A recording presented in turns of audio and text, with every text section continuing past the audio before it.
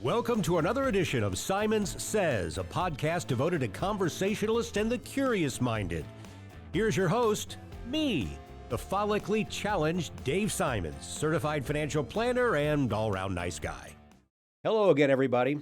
Well, of all the races that I have done, from the small little local 5Ks all the way up to marathons and triathlons and up to the Ironman and all the races in between, one time I have actually cried during a race.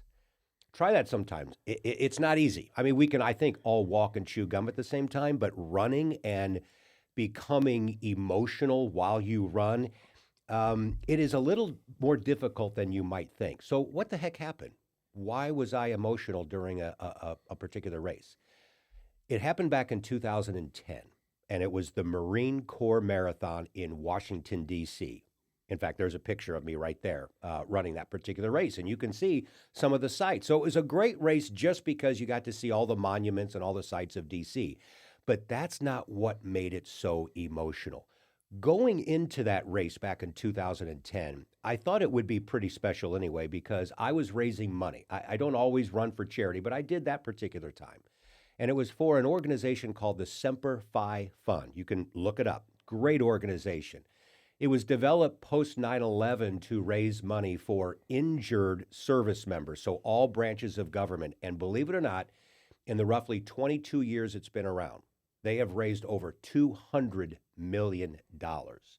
So I was humbled that I got to be a part of it at that particular race. So Marines everywhere. All right, that's who's putting it on. This is the U.S. Marines. This is their marathon, and they raise a lot of money for it. Great cause.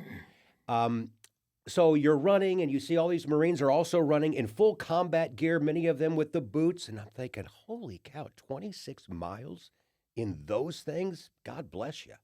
There was one group in particular that it was a group of about maybe 8 to 10 Marines, and they had their leader, their drill sergeant, whoever, barking out orders to them, and you could hear them from 100 yards away coming up behind you. And they were younger and better shape than me, so they would pass me, but then at every mile marker, they would stop, drop, and do 10 push-ups. And the drill sergeant would count them out. 1, 2. They'd get up and start running again. 26 miles of this at every mile. So it's funny, we were going back and forth because they would pass me a little bit when they're running, and then I would pass them during the push-ups, and I'd look at them. And finally, towards the end, I did sort of break away because obviously the fatigue finally got to them. But that's not the emotional part. At some point, and I don't remember where it was during the race, I looked ahead and I saw this guy, full Marine gear, and he was pushing what looked like to be a wheelchair. But it looked a little awkward. It looked a little strange, like he was doing it with just one arm. It was weird. So as I got closer and closer, sure enough, the guy doesn't have an arm, a right arm. He's not only pushing someone, I couldn't see who it was yet, in a wheelchair with one arm, he's got something else in his armpit that he's carrying. And as I got closer and literally got right up on them, holy cow, I wish I was able to get a picture of this. It's seared into my memory bank. This guy had a prosthetic leg that he was carrying up against like this while he's pushing a wheelchair with one arm. The guy in the wheelchair is another Marine, fully decked out. He's the one missing the leg. His buddy is carrying his prosthetic leg. It's even better than that. The guy in the wheelchair is carrying this guy's prosthetic arm. I start to even get emotional thinking about that now because it took my breath away as I looked at this. And then I start to think, what can I say? I've got to say something. I'm just overwhelmed. And I start to get tears down my eyes. And I just thought, this is the band of brothers playing out in real time, right in front of me. I've never seen anything like this. So I just kind of blurted out something like, you guys are amazing. way to go. I'm like, you idiot, that's so dumb. But whatever, I couldn't think of anything to say. And the guy in the wheelchair, he was the only one who spoke, and he just said, thank you, sir. Thank you, sir. I'm a nobody. But that's the respect that you learn about those who have served the country. So, before I forget, at the end of the race, it happened again. For those of you who have been to D.C. and have seen all the sites, you may remember the famous Iwo Jima statue. And it sits up on a little hill. So to get to it, the road kind of goes up a little bit. Not very long, just a little road. Well, they ended the marathon there, which in a way is sort of unfair because if you've ever run a marathon, you know how you feel at the end. It's almost sadistic that they make you run up this hill. In a normal race, people would be mad. Not this one. On both sides of that little road up to the statue, Marines, all decked out. Not just cheering you on, but they were telling you, take that hill, take that hill. And it was deafening. Dozens and dozens of Marines yelling, exhorting all of us as runners when we're so fatigued. We can't hardly move anymore after 26 miles. And the last point two, straight up this hill, viewing this Iwo Jima statue in front of you, and they're telling you to take that hill. And some of them are saying, you're all Marines today. Holy cow, you talk about hair up on your back of your neck. And as I got to the top and I looked back down and I was witnessing this, it's funny, in every marathon I've ever done, there are people who do walk towards the end. Nobody was walking this time. How could you? How could you say, well, I can't make it. I've got, a couple hundred meters when they are supporting you and telling you to take that hill. I always supported our military veterans, big time even before that, but that took it to another level. I've always told people in my charitable causes outside of my church, there are two very important things for me, and it's kids and vets. Kids and vets. That's it. That's where my soft spot and my weak spot are. So when I started this podcast earlier this year, I knew that I would do something related to the military. And when the Band of Brothers 10-part docuseries has come back out now on HBO, and it's starting to get attention again. It first came out around 2021. And I watched it again, and I said, that's it. I got to do it right now. So I reached out to a couple of gentlemen. That story will come up, why I even know these two guys. They have been pretty much lifelong friends, too. And I knew that they had served in various capacities in the military, a lot of it related to the Marines, but I didn't know the full story.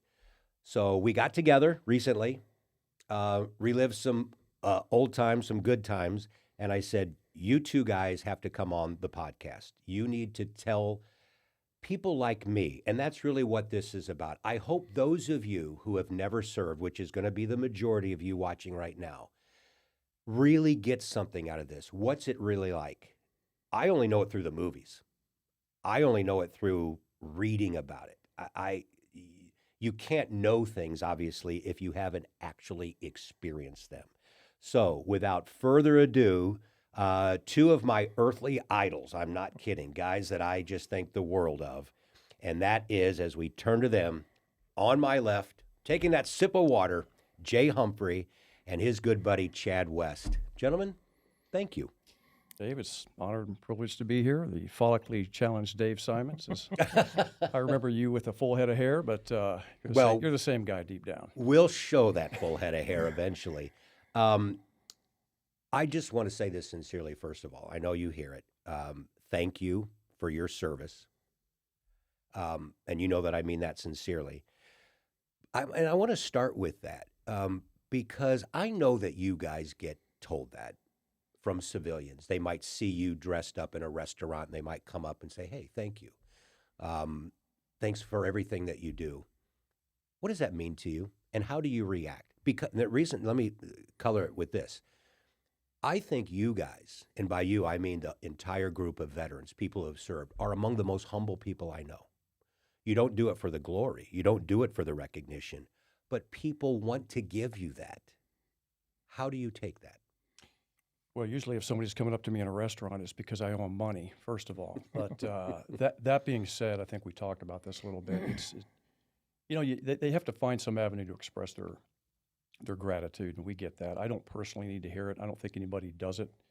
Like we said, for the Lowe's 10% discount, you don't do it for the accolades, but you just say thanks, and hopefully we can, live up to the standards that you hold us to. Chad? Yeah, the same. You talk about humble. I've known this knucklehead since ninth grade, and he is the most humble person I've ever met. But as far as do you owe me money? You see him at a restaurant? Yeah, no. Chasing him down? He just owes me, period. Yeah, right. I let him marry my sister. Well, hopefully not your daughter. So I tried to marry him, but he was taken. So to remain close to Chad, I married his sister. Yeah, you did. Yeah, that's right. That's for sure. But no, when I was still in uniform and people come up and express, thank you for your service, it always kind of gets you, and I just, I say, man, I appreciate that, thank you. We're here for you. It's cooler when like some parents have their kids come up and say, and you're kind of teaching those kids, early on to respect the military. So yeah. I always thought that was cool. Yeah. So did you guys want to get into the military when you were little kids in high school? Give me the Cliff Notes version, Jay, we'll start with you, of what even got you toward that. So my dad was a career military officer. I was a military brat. And growing up, I looked at him and I said, yeah, that's what I want to do in some capacity. He was in the Army. And, being 19, 20, 21, you're a little rebellious at that stage. So I joined the Marine Corps because he was in the Army. And I knew I wanted to serve in the military. I didn't know I wanted to make it a career. So that kind of came down later and unfolded as it did. But there was a brief stop at a place called UMSL first, right? Yeah, there was a class of 80. You get out of high school and everybody goes into college. Some people go in the military, and I'm like, I have no clue what I want to do when I grow up, and still don't at almost 62. But I went to school because that's what a lot of people did, and 2 years there, UMSL and I both came to the same conclusion that neither one of us thought we should go back to UMSL. So I left and followed this guy. He had joined the Corps a year before and came back, and he had, I'd seen the changes in him and wanted that for myself. So I followed him and did 4 years in the Corps and came back and finished college because by then I realized that education is important. Had a better drive and better focus to get that done. Yeah. And so Chad, what about you? Like in high school, did you say, I think I'll go to the military, or how did that come about? No, it's the same story. We all came out of the class of 80, and groups would go here to, Columbia or St. Louis or wherever, and there was a few of us went to a little bitty college called Tarkio College up in Northwest Arkansas, Northwest Missouri. I remember getting those little brochures when we were seniors in high school from Tarkio as you're getting recruited. Yeah. Yeah. So went there for a year, and joined a fraternity. That was pretty fun, Theta Chi. And really, I can look back on that and say they kind of prepped me for boot camp, those guys. Oh, yeah, they beat the crap out of you.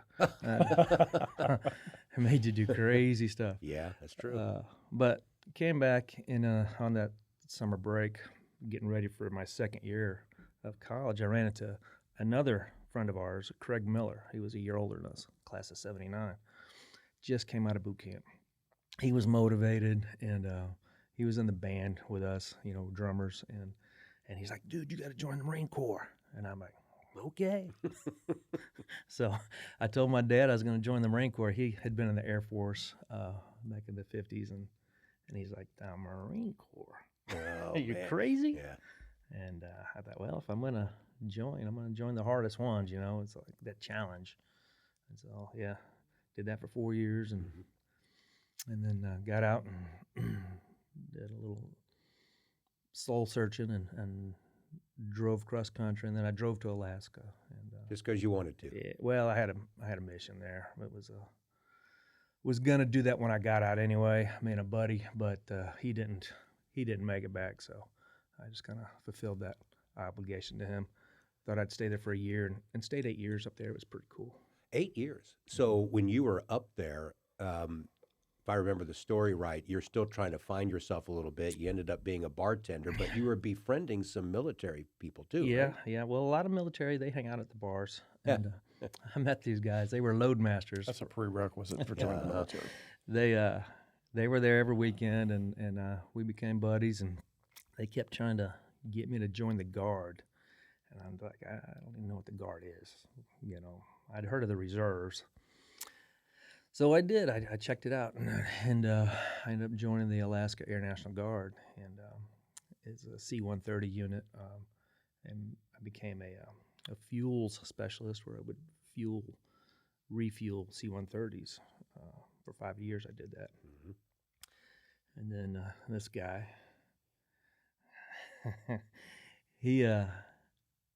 sometime in his career, he decided to join the Army, and he said, "Dude, you need to be a helicopter pilot." And I'm like, Because that's what you were doing at the time, right? Yeah, so following graduation from UMSL, I went back in the Army and went to flight school and did that for 10 years. So you reached out to Chad and said, "Hey, man, you should kind of do what I'm doing." Yeah, I don't know who reached out to who, but I don't even recall that story, to be honest with you. well, but I have a better memory. yeah, that's true.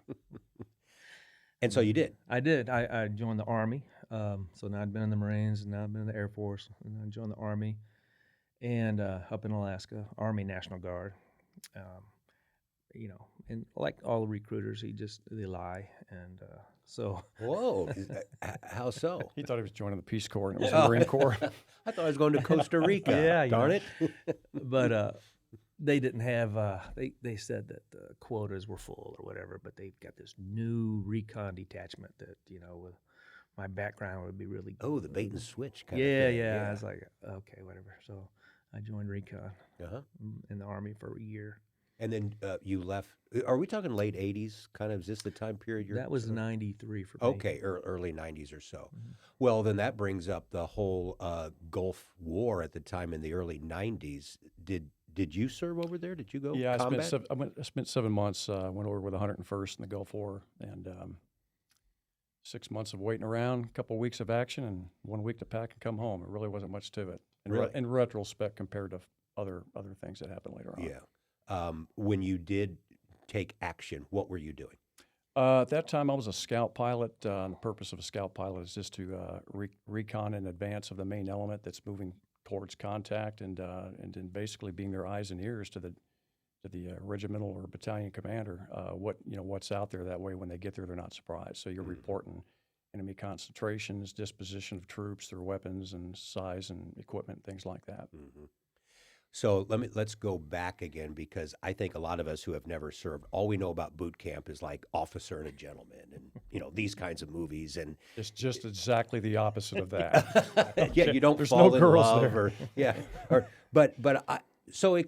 tell me what that was like, because you had mentioned like Craig Miller, somebody Mm-hmm. that you had seen before, and he was a different person in a good way, and Oh, yeah. so you were intrigued by that. But something must happen at boot camp, because I know that it's got to be hard, but it's also life changing, maybe, or life affirming. What are your memories, Chad? Yeah, when you go to MEPS in St. Louis, being in St. Louis, you have an option. You can go to the East Coast or West Coast for your boot camp.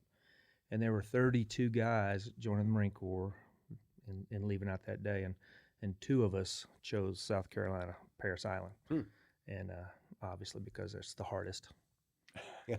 And so we went there, and for the next 12 weeks it was a picnic. It was. So they do the whole Oh, thing, yeah. like we shave your head. They start screaming the minute you get there, 2 o'clock in the morning, get off the bus, get on the yellow footprints. And then the next 2 days, you're getting all your gear issued to you, and you finally get to your squadron, your platoon, and they just break you down. They break the civilian out of you, and they build you up. And that's their job. And you've got a routine. I mean, you get up every day at the same hour. You eat every day at the same hour, and it's just life changing, And you come out motivated, healthier, much, a sense of accomplishment when when you earn that Eagle, Globe, and Anchor, you feel you can take on the world, and that's what Craig portrayed when he came back to St. Louis. He could take on anybody. Were young men dropping out? Did everybody make it through, or some along the way going, "This is too much for me"? Well, back then it was a little different. The only ones that didn't make it or that dropped out were for medical reasons. Okay. Yeah. All right. You can't throw the time out. And You can I just wanna like, go yeah, home. I'm done. No. Mommy needs me back No. home. Jay, what were your thoughts and memories of your time? Yeah, he nailed it. From what I would say is that from the moment you walk off those yellow footprints and you walk through this door, and the sign at the very top says, "Through this portal passes the prospects for the world's greatest fighting force." So that transformation from your personal identity, at home, starts when they shave your head, and the next day you're now issued uniforms. So regardless of where you came from, whatever walk of life or your belief system is, you're now identified as a different person. And the process of the 12 weeks that Chad talked about is just to get you to realize that, you can accomplish more as a team than you can as an individual. So they drill that into you, and they give you these heavy logs to lift so that if one guy drops out, everybody fails. So everybody's success depends on everybody working together and pulling their weight. And by the time you graduate, you realize that, hey, I'm part of a fraternity here. I'm part of a team, and then that just continues on through your advanced individual training, and you abandon your personal identity and you take on kind of a tribe-like identity of the organization. Your unit patch becomes more of who you are than who you really are. Is that where the whole concept of Band of Brothers is born, is in boot camp? Because I think you're kind of touching on it. I've been intrigued and fascinated by this whole concept that you are willing to jump on a grenade for the guy next to you. Yeah, so at the very the elite levels too, you actually, the guy to your left and to your right become more important to you than yourself. You would rather them succeed or rather have them live and come home than yourself. And if they have the same shared opinion of you, you now have a phalanx of awesomeness that can advance shield to shield, covering each other and accomplish a whole lot. Chad, you want to say something? Yeah, and backtracking to boot camp, when they all shave their heads, they all come in different people. Some guys have long hair, some mustaches, beards, whatever. But once they shave them heads, they've just made everybody equal. The same, right? Yeah. And I think that's really where it starts, where the bond is like, okay, don't matter if you're skinny or big or, lift weights or not, it doesn't matter. They've just made everybody the same, put them all on the same playing field. What was that thing they said? There were no races. There's only one color, dark green and light green. Yeah. So regardless of your background, you're green. You're Marines. Yeah. So that was kind of a. So I'd like to explore that, Jay, that you just brought that up, because this is something that I think about too. You've got people from disparate backgrounds across the country. You have different faiths or no faith. You have different colors. You have different politics. How do you, and I think about today, I don't know that politics were so divisive as much years ago. It's really divisive now. So how do you think it's handled that if someone comes in and says, I'm a big MAGA guy, and somebody else says, are you kidding? The best president I've ever seen is Joe Biden. I'm just being hypothetical here, but this kind of stuff I would assume happens. How do you navigate through that? Well, yeah, you certainly have those discussions in the quiet and the peace of a table, or out with a beer with a buddy. But when the hits the fan and you strap up and you jump in the cockpit, or you do what you got to do as a ground guy, none of that matters. You only care about accomplishing the mission, and you work backwards from that. And you realize that the only way to accomplish that mission is to work together as a team, and that unit cohesion is what gets you to that point where you can accomplish your mission and come home. That's your literally your best chance of success. So you never saw that it was a problem in your service time, Chad? No, even when I ended up in the Arkansas Air National Guards, where I ended my career, 22 years there, and I would bring up the dark blue and light blue, and they didn't know what I was talking about. But I tried to instill that into them so they could see just one color. Yeah. And just in security, I couldn't do that for the rest of the base because they are political. Air Force is more like a college scenario than like the Army or the Marine Corps.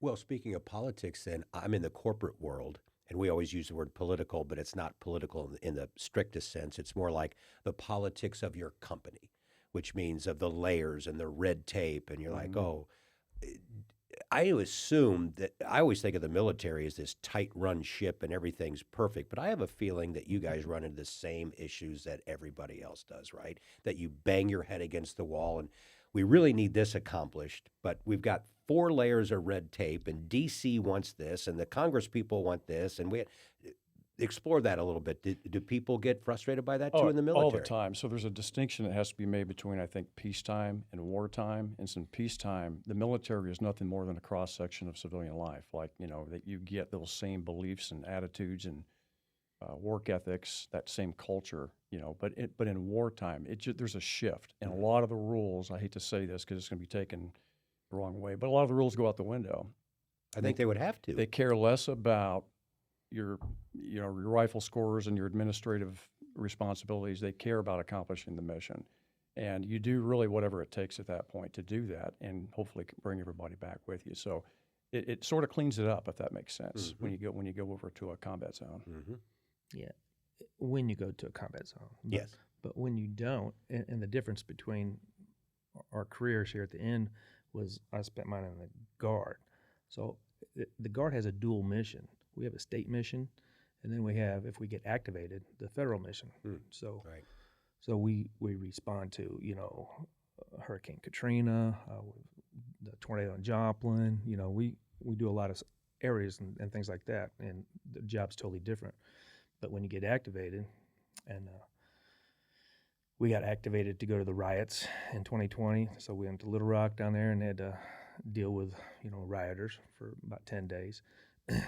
And politics comes into play there big time because everything's dictated by the governor. And so, but if I'm an active duty Guard member, I can't go. I can't go down there and get online with the rest of the cops. Only technicians can go. Really? Yeah. And so, and there's workarounds with every state is different.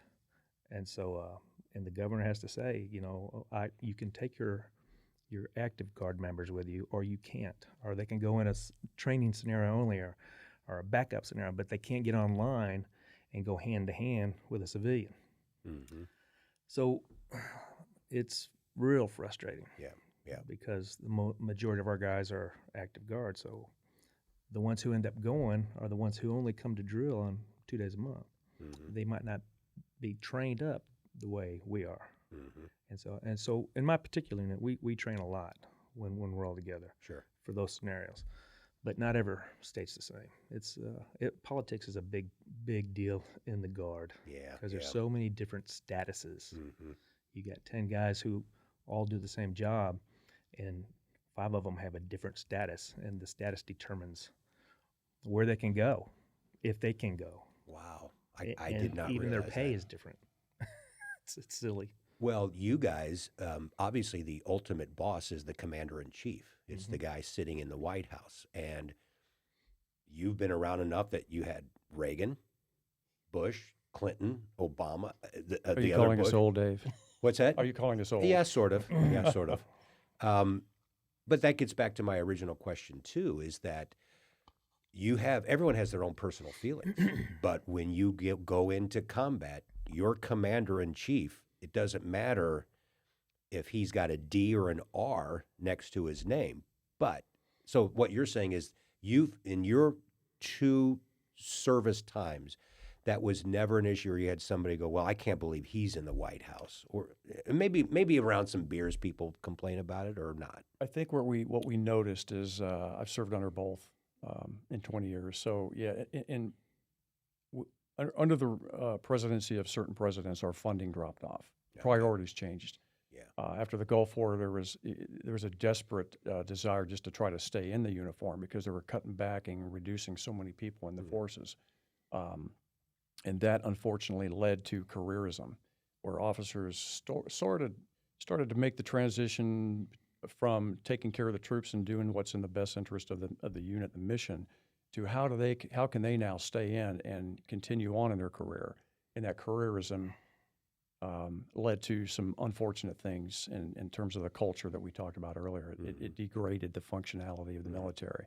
And it kind of started with the funding. So if President A is going to fund us properly to accomplish the mission, morale is great, and we operate more efficiently. But then if another president comes in and takes all that away, well, that affects our training. We can't use as many flight hours now. We're not as proficient. So that's what I noticed. Same. We used to train in a marksmanship unit. Our security forces was heavy in marksmanship training. So we would do outside competitions, state, regional, national shooting competitions. And it's called the MTU, the Marksmanship Training Unit in Little Rock. They would fund us, and they would send us all over to compete. And then when the next president came in, funding's just slashed. Wow. You know, we don't get to train anywhere in that capacity. So yeah, it has a lot to do with. So I'm going to jump ahead, and I'm thinking about when we were meeting, and one thing that I learned about you, Chad, that I never knew, is your marksmanship, being a sniper, and not just any sniper, but like leading a sniper school. And it's almost like your buddy Jay had to fill in the details because you're so humble and don't want any of the attention. But I'm going to give you some attention now. So tell me how that came about. After my first deployment in the Marines, I was stationed in Hawaii. And so every 6 months we would get on ship and we would go on what's called a float or a Westpac. And we'd go all over the world.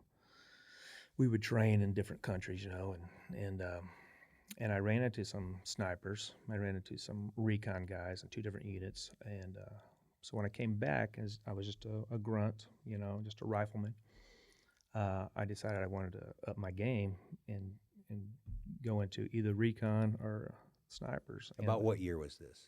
83, 84. Okay, so it was early. Yeah, 82 is when I decided I wanted to change. So in 83, I had tried out for recon twice. And the first time, only 4 of us finished this course, and they only took 1 guy, and it wasn't me.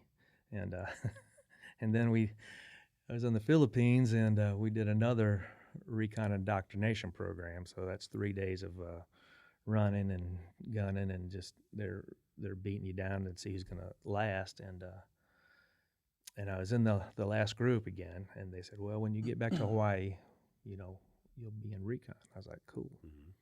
When we got back, they wanted to do another test. They wanted to do it all over again. I was like, this. And sorry. And sorry, we can beep that out. And so then I went over to this. It's called State Platoon. It's for a surveillance and target acquisition platoon, and they had no officers.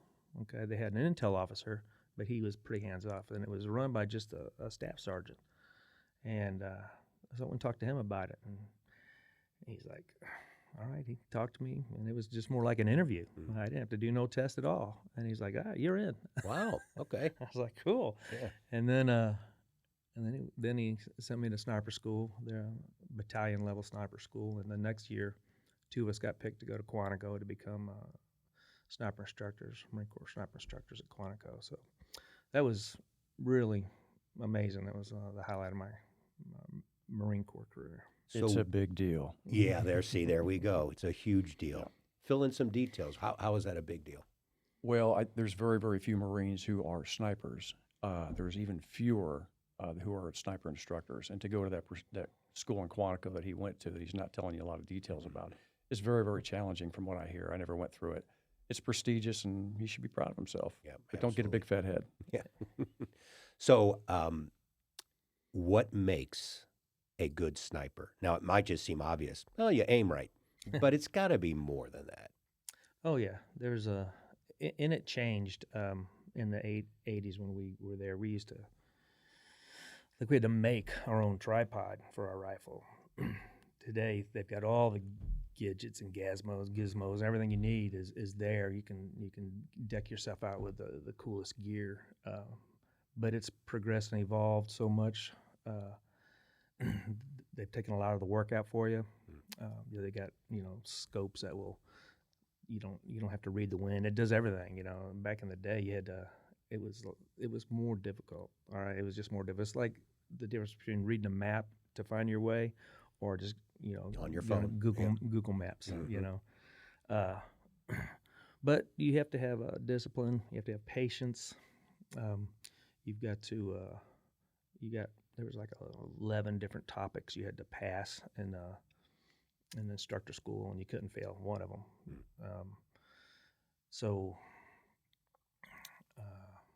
Now you saw some action, right? You as a sniper. Yeah, we were doing some schools in Iraq for the Rakistan, the army, and some sniper schools, and so there was probably 8 or 10 of us from the MTU that went. I was the only Air Force guy that got to go, so it was pretty neat.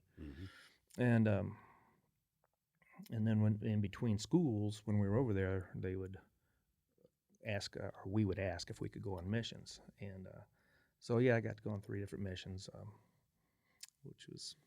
Can you talk about anything in particular on the mission? He'd have to kill you. Yeah, that's what I'm afraid of. I'm afraid to even ask. No, I mean there's a curfew there for a week or so. So we were out on a mission, and we were crawling in some ditches that the British had made back in the 50s. Wow. And up on this little hill overlooking our sector that day was just this intersection. And it was a curfew, so it looked like this. It's going to be boring. But there's a guy pulled up there at the intersection, and he just sat there. And so we thought, hey, the hair's starting to rise on the back of my neck here. And so, yeah, we're just waiting on that green light. We had to get permission, if we can squeeze the trigger. So that's really the closest I. So he was in your crosshairs. Oh, yeah. You saw him. Sure. But I didn't even think about this. So yeah, that makes sense. You don't have permission. I mean, Right. You're there, but you got to hear somebody in your ear, I guess, say. I mean, what would they say? What's the order? Well, my team lead, but there was 4 of us there. We had 2 back up, and then my spotter, and then they were relaying back to headquarters, and they probably had some feed from another unit. I'm not sure, but we were just waiting, because one of the tactics they would use is they would pull up at a stop sign or whatever intersection, and they would pull out the passenger floorboard would be fake. Oh, yeah. And then they would dig a hole and drop an IED in there and then take off. And so that's what we thought it was. And we were just waiting on that green light, but nobody gave it. So he just drove on, I guess, the guy? But I couldn't see if he dropped anything. Oh, okay. We weren't that close. We were probably 400 or 500 meters out. Yeah. 400 or 500 meters out. How far can you be out before you don't feel comfortable that you can hit a target?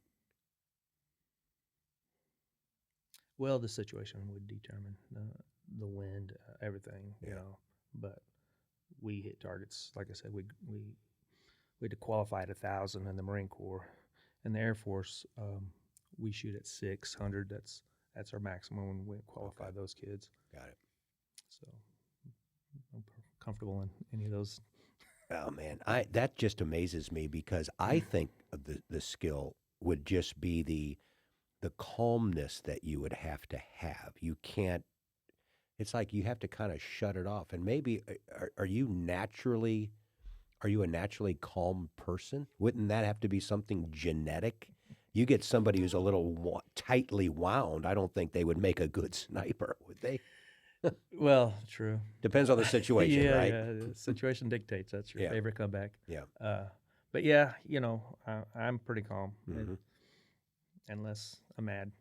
Yeah, well, of course.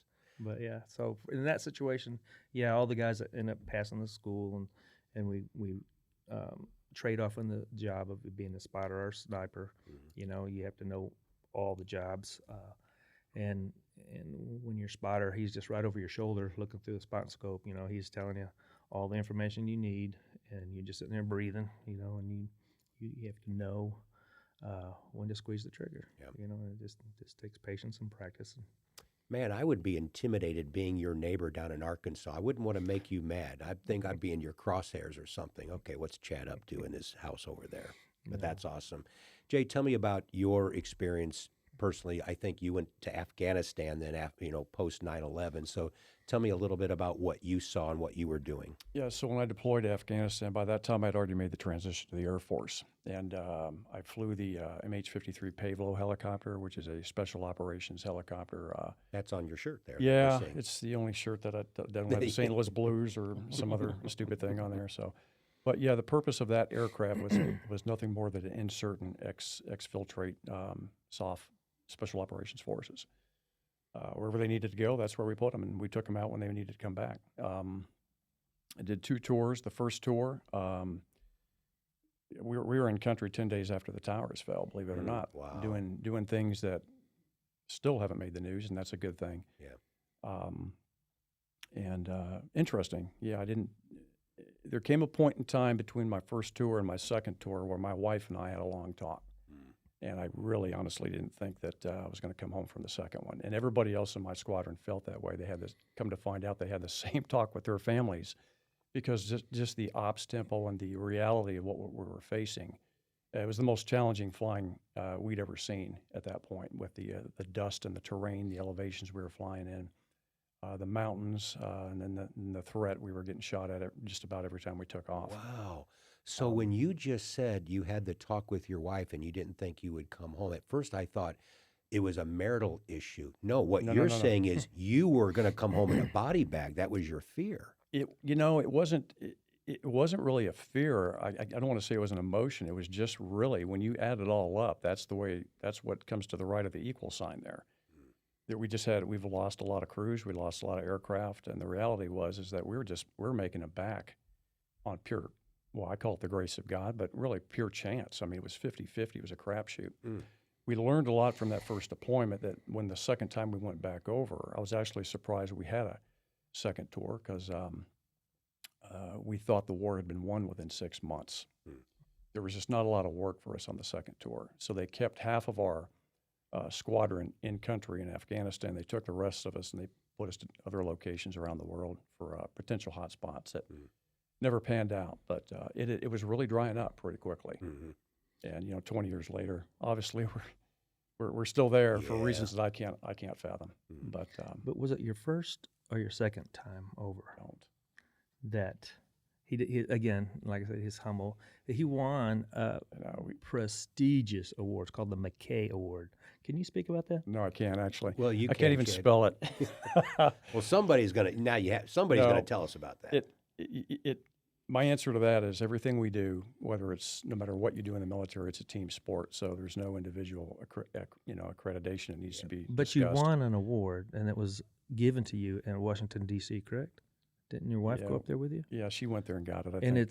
It's equal to. So who else got that award? I will tell you this about this story. Can you see how I'm trying to turn the attention away? I'm going to get back to Chad. Yeah. So at this event that he's was sworn to secrecy Tammy on the about, phone real quick. Yes.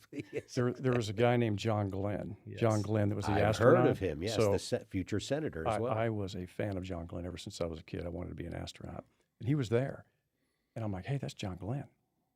And I walked up to him and I said, Senator Glenn, I've been a hero of yours my whole life. And I said it just like that, and he looked at me like I was a hog looking at a wristwatch.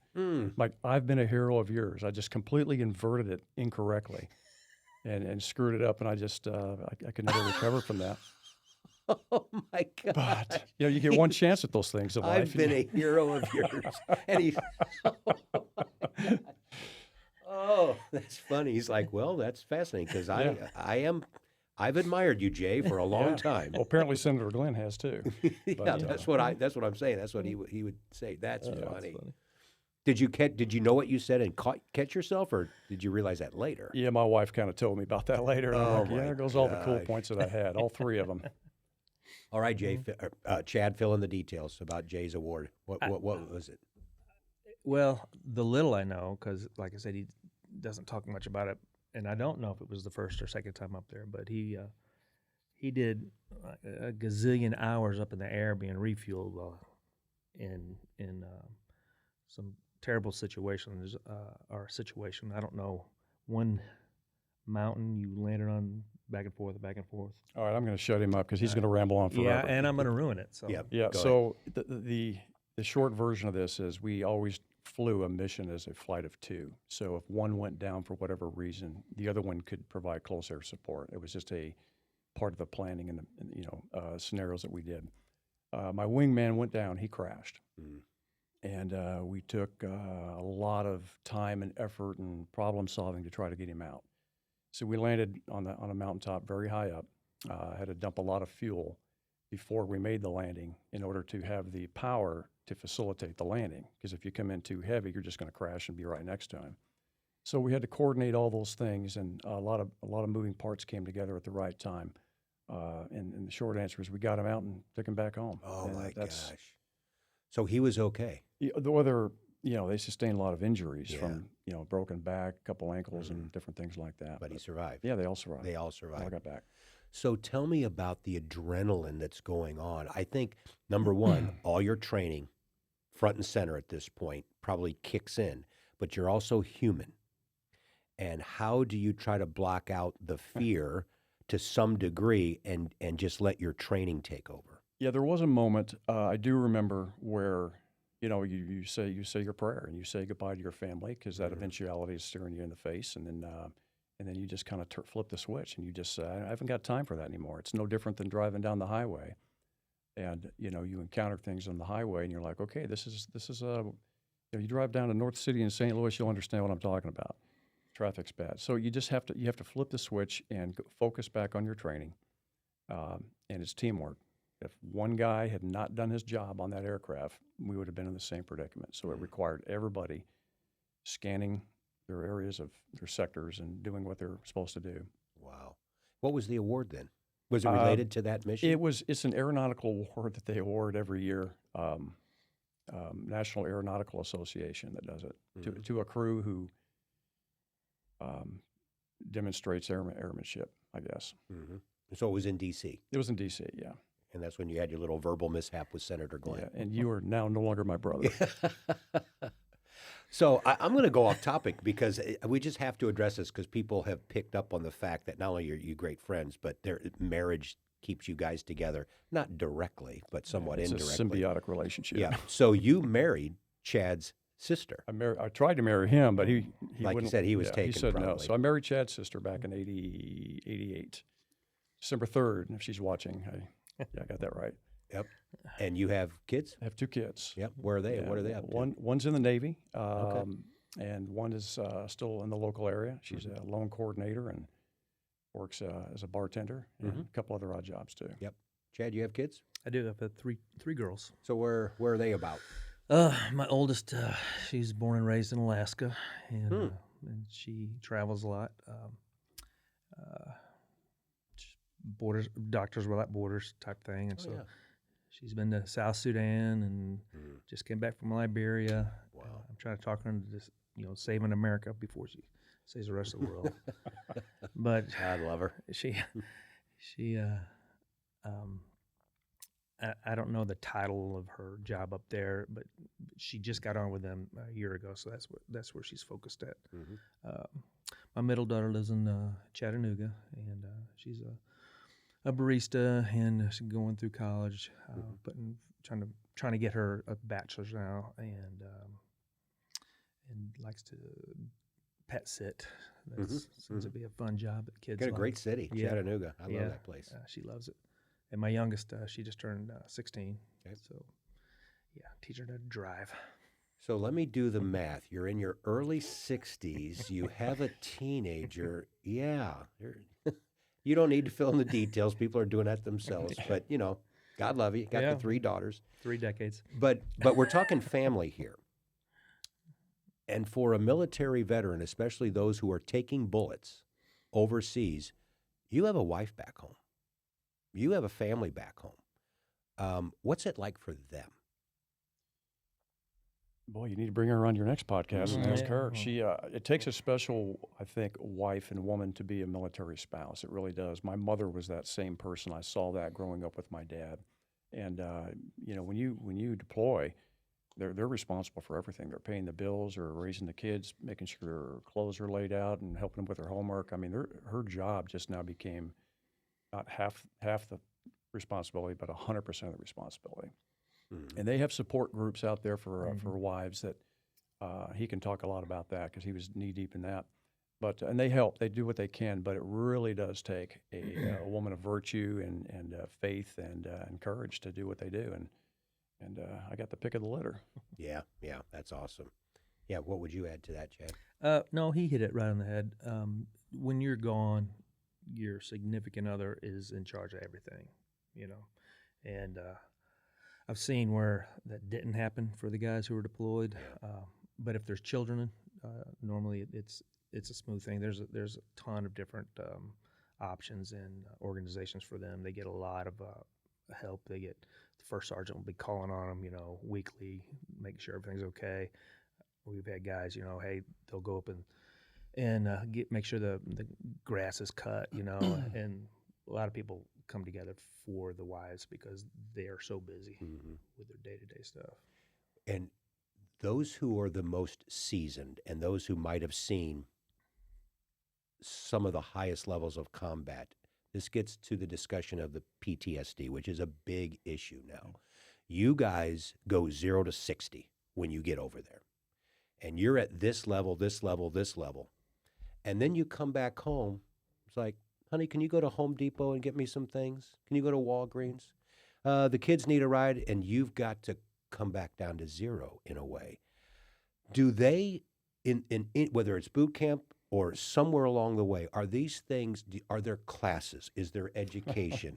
How do you navigate through coming back to civilian life? You learn by trying that and seeing it doesn't work, and then you learn, that's learned behavior at that point. Then you try something different. But yeah, you're right. There's no good, they do a really good job preparing you for what you're going to do in combat, but they don't do a good job about amalgamating you back into society. It's kind of like we talked about, you go over wired 110, the job requires you to be wired at 220 to operate heavy machinery, and now you come back into society, you know, that is built on 110 circuitry, and it's tough. And I think they're getting better. We lose, 22 veterans a day due to suicide. So pretty soon that's going to be more than was lost in the war. Yeah, so, right. Anything we can do to help them out and maybe say an encouraging word. And I'll just take the time now, if I can, Dave, Yeah, if please there's do. somebody out there listening right now who, you know, if you feel like you've have no place to go and have no hope, just remember, if you've got air in your lungs, you know, God's got a plan for your life. And, you know, we've been there. We understand how dark it can be. But you just got to, if you have to take a knee, say a prayer, and take a moment, do that, but then get back up and put your kit back on and keep going. You know, God's got a plan. You got to keep pursuing it and try to find out what it is. Are there programs that, I mean, if someone wants to find, I guess there's something related to the military, Chad, that somebody can go get help, whether it's a VA place or something? Absolutely, Yeah. absolutely. And I can't tell you off the top of my head since I got out, but yeah, I mean, we do classes on it, and there's tons of things out there from to reach out and get help from. If you guys were king for a day and you could make the rules, what would you do on this topic to try to help the veterans who are back here, whether they're on drugs, they're homeless? We know that's a big one, especially from the Vietnam group. What can we do as a country to alleviate some of that pain? Yeah, find a way somehow. Veterans are like German shepherds. They need a mission, and if you don't give them a mission, they're going to dig holes in the backyard and cause trouble. So I think you sort of have to. They're mission oriented, and they always are looking for what the purpose is in something. So when you come back out, we need to give them a purpose and integrate them back into society in some way, and give them something that makes them feel like they're doing something constructive again. Yep. There's a lot of programs. One of them, this is called Red, White, and Blue, RWB. Thank God you didn't go any further than that. And I thought he was going to show us his chest hairs. Might be impressed. where's the music at?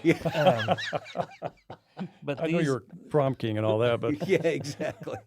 But this is a great unit organization, and their whole focus is military in and out. When they get out of the military, they focus on keeping them mentally and physically in shape. And there's a ton of programs like that. Was it we were just talking about honor flight the other day? So did your dad go on that? Did my dad? No. Yeah. No. I think it was Bob Cox's dad, another friend of ours. Yeah, right. His dad was in the military, and he went on an honor flight to Washington, D.C., and I hear that's amazing. I've seen those guys land at airports where I just coincidentally happened to be. Yeah. Wow. And everyone in the airport stands up and claps as they're led down. It's a pretty awesome thing. Yeah, so to me, those organizations are huge Yeah. in helping our veterans, especially when they come back. Yeah. I want to talk about today. And you can go as deep as you want to go into this, but there's that word of woke.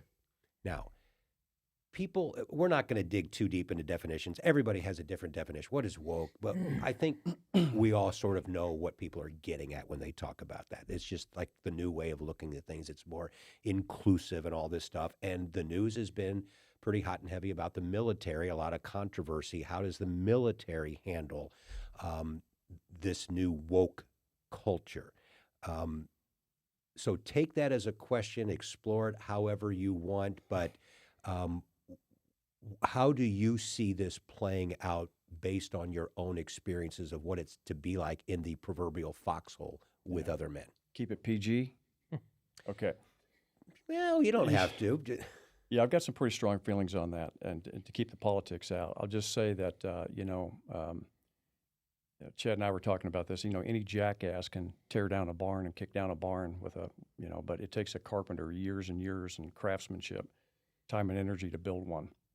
So if you really want your military to accomplish the mission and hopefully deter wars, and in the absence of that, to win the wars, then what you need to do is allow them to build that phalanx that we talked about. Like look at the SEALs. We don't need to be tampering with these organizations that are so dependent on their unit cohesion. And anything that we're introducing as a contaminant to that unit cohesion that degrades from the mission should be eliminated. And anything that aggrandizes them in accomplishing that mission should be embraced. I don't care personally what a person's belief system is and whether they're married to a man or a woman. That's all fine. But if you're trying to accomplish something and that is a degradation to it, why would we allow that to enter our military? And it's a contaminant that needs to be looked at seriously and eliminated. So let's be clear. I think what you're saying is, like you said, you don't care about anything that they do privately, but when it becomes a front and center topic, where that all of a sudden becomes part of someone's personality and they have to make sure everybody knows it and you have to acquiesce to that, that's where the issue comes in. Yeah, it's no different than a football team that's very successful. They built a culture on that football team where no matter if your number is called to run the ball or if your number is called to make the block and you don't get the attention, it doesn't matter because it's about what's good for the team. Mm-hmm. And Bill Belichick has done that for years with the Patriots. He built a winning system that everybody had to buy into. And then once he had that, it worked regardless of who came and gone because it was the system that worked. Mm-hmm. And I think we need to get back to that. Yep. Chad? Yeah, spot on. The only thing I would add was I think woke or wokeism kind of started with anti-Christian belief. I think they're trying to take that out of everything and just shove the wokeness right in our face, kind of like force us to take the shot, when we didn't want to. Not everybody wanted to take that shot. A lot of people didn't. They were forced to. And I think that goes against everything that we were training to do. But to me, wokeness actually started with the anti-Christian belief, and I think it rolled downhill from there. Well, we know that the military has not been hitting recruitment goals. That's factual. You think this plays into that? I agree, 100%. You do? Yeah, I know recruiters. I think the statistic I heard maybe 6-8 months ago was that one whole month I think I saw that too. Yeah. It just blows me away because the Army's good at recruiting. Mm-hmm. I think the Marine Corps recruits itself, because there's only a group or a type that wants to come to the Marine Corps. I think they recruit themselves pretty well. But the other branches, they are out there struggling to get their numbers up right now. Mm-hmm. And I do think that woke attitude has a lot to do with it. Well, similar vein, I don't know that there is a group that's more offended by what the NFL started with kneeling during the national anthem and the flag than military vets. I think, I don't want to put words in your mouth, but I have a feeling that you guys did not take too kindly to that. Yeah, I don't watch the NFL anymore. You don't watch the professional football because of that? I don't watch the kneelers. I watch college football. I refuse to watch the kneelers anymore. And I don't know if they've changed, and if they did, it's only because of money. But no, I don't watch the kneelers anymore. If you knew for a fact that that was not happening, are you done forever, or would you come back? Maybe. I don't know. Yeah. It really lost the appeal for me. So I tried to watch a couple games with friends because it was at their house and it was on their TV, and I just didn't really care. I just soon shoot the breeze. So Jay, explore that a little bit. What do you, when you see that, what is the message that you are receiving that would make you upset? Yeah, I probably should be more upset about it than I really am. I obviously dislike it, but I look at them more in terms of they just have no clue. They've lost their capacity, their gratitude, their appreciation for things in this country. And if they truly wanted to know what it was all about and what that flag meant to the veterans, then they would jump in the cockpit and fly a mission, or they would grab a rifle and spend some time in a fighting position and go through those shared hardships and sacrifices. Because they haven't done that, they enjoy all the liberties and freedoms that flag represents for them without any appreciation for the sacrifice that went into giving it to them. Mm-hmm. So I look at them with pity. Yeah. I got to tell you guys of an incident that happened with me and my son a number of years ago when he's 26 now. I'm going to guess he was probably 9 or 10 at the time.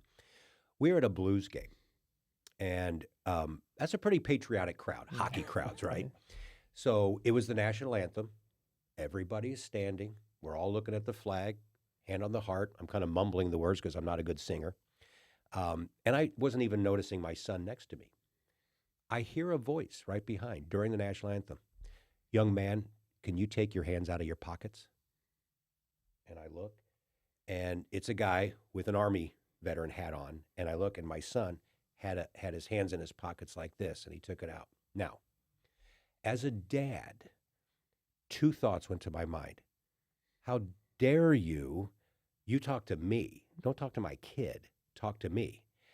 And just as I was about to mouth something off to him, like mind your own business, all of a sudden that veteran support voice came in and said, you have to know what he's been through. I have no idea how important this right here, this 2 minutes of this song and that flag is more important to him than the hockey game. So I just let it go. But I'd like you guys to explore something like that. Could you get into that man's mindset? Is that something that you've seen, that you get offended that people are not looking at the flag correctly? Yeah, how would you have handled it? I definitely notice it. I find myself, without thinking about it, still standing at attention at those kind of events and putting the hand over the heart. I'm not in uniform, so I don't salute. But I don't expect everybody to take it to that level. Just show some level of reverence for the country and the flag is kind of what I'm hoping for. I personally wouldn't have chastised your kid. Yeah, I thought that was a little much. But I understand. I mean, who knows what he's been through? Who knows how many friends of his didn't come home? Yeah, it's obviously a big deal for him. So, yep. Yeah, I got nothing to say. I agree with that. I don't like it. I'll tell a guy, hey man, you take your hat off. Yeah, Yeah. I will admit, as a civilian, that part bothers me. I don't know why I have to be on top of that, but I always look around for the men with hats on. Yeah. And I think maybe I'll just give it, they forgot or whatever. But I almost want to say, dude, look around, be self-aware, just of respect, just for 2 minutes, take the hat off. Anyway, that's just me. So tell us and everybody what you guys are doing today, Jay? Well, Dave, I'm sitting right here at your podcast Yes, thinking that you we are. should turn this around and podcast you because you've got an interesting life story that I think people would like to hear about. Yeah, with that's all your another one. activities. That's another podcast someday. But what I'm doing now, I post-retirement, I went and taught high school for a year in the city of St. Louis, and after about a year, I realized that's not probably where I should be. You taught high school in the city. In the city, yeah. Oh, what high school?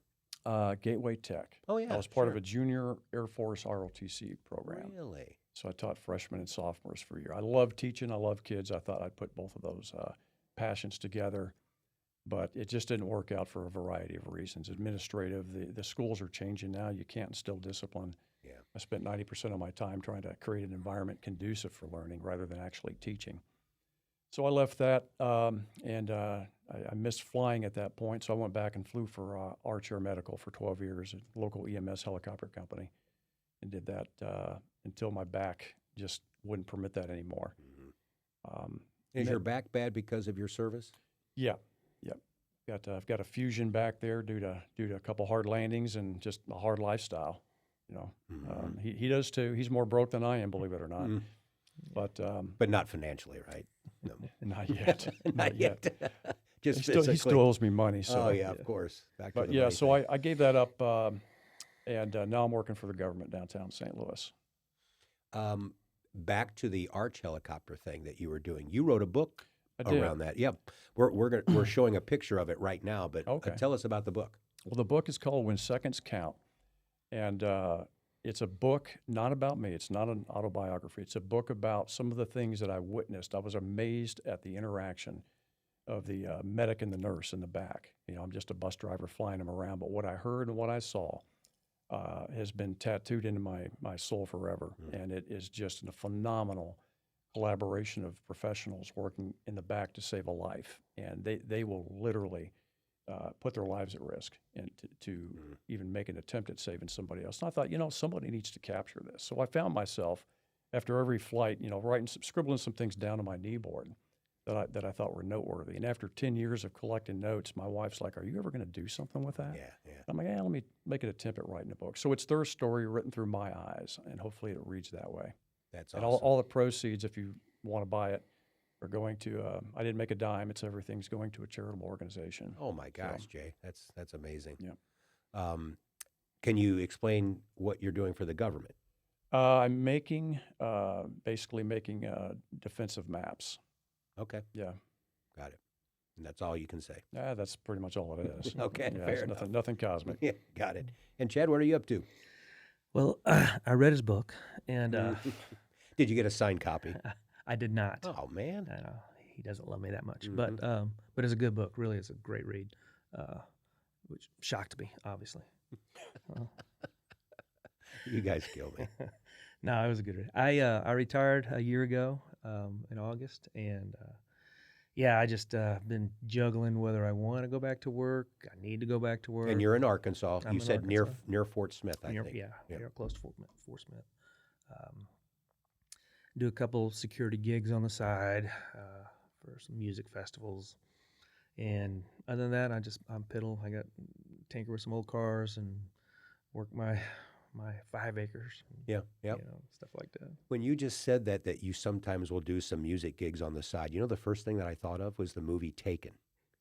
That's what Liam Neeson was doing. He's the former Yeah. special ops guy, Yeah. and in his part-time work was doing like rock concert gigs, and then so just be careful now. You might get called into something that's pretty deep, if you follow Liam Neeson. I think some people have been able to maybe pick up on some connection, not just between the two of you, but with me too, because I've said a couple of times I think it slipped out like when we were in school or whatever. So we'll kind of let the cat out of the bag. But I know these knuckleheads personally too from high school. So we all graduated 1980. Somehow. Somehow is right. I know for me, 1980 Wentzville High School. And I know that we all sometimes get asked, especially by the younger folks, "Oh, which Wentzville?" No, one. There was one cornfield right next to it, right back in the day. Yep. Now this guy, Chad West. So Jay's daughter got him a 1980 Wentzville yearbook, which I never picked up for whatever reason. I always regretted that. But she got it, gave it to you. You just gave it to me. And I spent literally last night going through it, living all these memories. One thing that I didn't remember is how much of a stud Chad West was back in school. This dude was and we're putting up pictures now. What the hell happened? Yeah, that was the highlight. Hold downhill. Senior year in high school. Homecoming king. You got the facial hair going. You were, I mean, you had game. You win the Spirited Award, like the most spirited male in our senior year. I don't remember any of that. But wow, that's something else, man. I don't you remember were it either. It's a privilege to be in your presence right now. Yes, me too. Okay. So we're all now. I'm putting up pictures of the three of us. Yes, that's me. I had hair, and it was good hair. Yeah, man, it flowed. Feathered. Yeah, it was. Yeah, I think that's what we all had. Here's Jay, looking spiffy. We all had to wear the same little tuxedo. You'll notice that we're all in that powder blue tuxedo. And there's Chad not wearing the facial hair there as well. But we had a good class, but we were talking the other night that we haven't all done a great job of staying in contact with one another. I think that might be true for a lot of people. And so Facebook has really changed that. And that's kind of how we've gotten to come back and see each other again. But I know we've seen each other in Lake St. Louis a couple of times. Chad, I think this might be over 40 years since I've seen you. I'm sure it is. That's amazing. I don't know. I mean, you guys got old. I'm just going to say. We aged out. Man. Yeah, you aged out. I know I didn't. So I look at all these high school people on Facebook, and I'm like, what happened to them? They look like our grandparents back in the day. Yeah, that's the reality of it. Yeah. So when you look back on our high school days in the late 70s, what are some of your more pleasant, fun memories? Man, it was all a blur, Dave, Yeah. Parties at your house were on the top of that list. We had some really nice parties there. And yeah, I whether good or bad, my house was known as the party house. It was. It was. And I did a couple of years of sports. I wasn't a 4-year guy or anything like that, but I had fun doing the sports that I did do. We seemed to have a real close class back then. You don't realize it at the time until a lot of time has elapsed, and then you look back and go, man, we were pretty good as a class. We did a lot of things. We did. And Chad, what do you remember those days besides being the big man on campus? Yeah. You did sports though, right? I did. I did just wrestling. Okay. I tried to do baseball. I thought I was good until Coach Clark threw some curveballs at me. And, that was the end of I didn't know how to hit a curveball. Yeah, that's funny. Yeah, so I didn't make the team. But we did. I think we all know that we had a pretty studly basketball team. Went to state there a couple of years. Did you guys go to Columbia that one year when we went up? I think that was our junior year. Yeah. We went to the Final Four. They actually shut down school that day, so we could all drive up there. I remember that. Yep. JJ, who was the big our best player? Grubbs, Boxell, Wallace, Scott Stoner was on that team. I think Todd Gordon has. That's some names I can remember. Jay Sanders at the end of the bench. Was he? Yes, he was. All right. And we would always yell, Somebody had to be "We want Jay." So it was always mop-up time. And because we were so good, we had a lot of mop-up time. We might be up 95 to 60, and here would come our buddy Jay Sanders coming out there. But that was the time, if anyone wants to know, not that anyone wanted to know, but I'm just going to tell you anyway. Dave, when did you think you wanted to get into broadcasting, and in particular sportscasting, which I did get into in the late 80s and early 90s? It actually started at the Wentzville High School basketball games. And so KWRE in Warrenton, I don't even know if they still exist. I assume they do. Is this the Sunshine Dave story? Well, that was another side story, but related. So I was a stringer for KWRE because out there at the time in the late 70s, Wentzville had this really well-known basketball team going to state a couple of years, and they wanted somebody to give a recap of last night's basketball game. So I would take my tape recorder, and I would go to the games, and I would write notes down, and then I would give myself little notes. I'd go home that night, and I would record like a 90-second recap. My mom or dad, I forget who had the tapes of that. I said, Bobby Wallace scored 26 points and Jack Grubbs had 9 assists. And like, oh my gosh, how did anyone ever hire that guy? But that's where it all started back in those days. That's interesting. And now you're getting back to it, which I think is cool. Yeah, very cool. Yeah, on these podcasts. Well, guys, what I think is really cool that we've gotten together as friends. It took more than 4 decades. Of course, you guys have been, very close for a lot of different reasons. And I'll end where I started, that I don't think that you guys realize how much people appreciate you and others who serve this country. You do so voluntarily. And as people have picked up on this, you don't do it for the accolades. You don't do it for the awards. You don't do it for the attention. There's something there, though, that you do it for country, you do it for God. People have picked up, I think, on your faith. You do it for family, and it doesn't go unrecognized by civilians like me, so thank you. You're welcome, Dave. Appreciate that, Dave. Yeah, you bet. And thanks for stopping by. And now we'll go to my old house in Lake St. Louis for the party. How about that? No, Sounds we're good. not. We're not doing that. All right, folks. Thanks for joining us. Join us again next time when we'll return to the quick hits. Always appreciate, and please, if you have enjoyed hearing from Chad and Jay, make sure you hit the subscribe button that you'll see right below. Please like it, leave any comments, and that will help me determine maybe some future podcasts as we go forward. Talk to you next time. Thank you so much for listening, and please forward the link to this podcast to friends, family, neighbors, even strangers. They'll thank you later. If you'd like more information on our wealth management team, just go to your search engine and type in Simons and Cordes, SIMONS and CORDES, Simons and Cordes, and the website will be the first thing that pops up. I'll talk to you again soon on the next episode of the Simon Says podcast.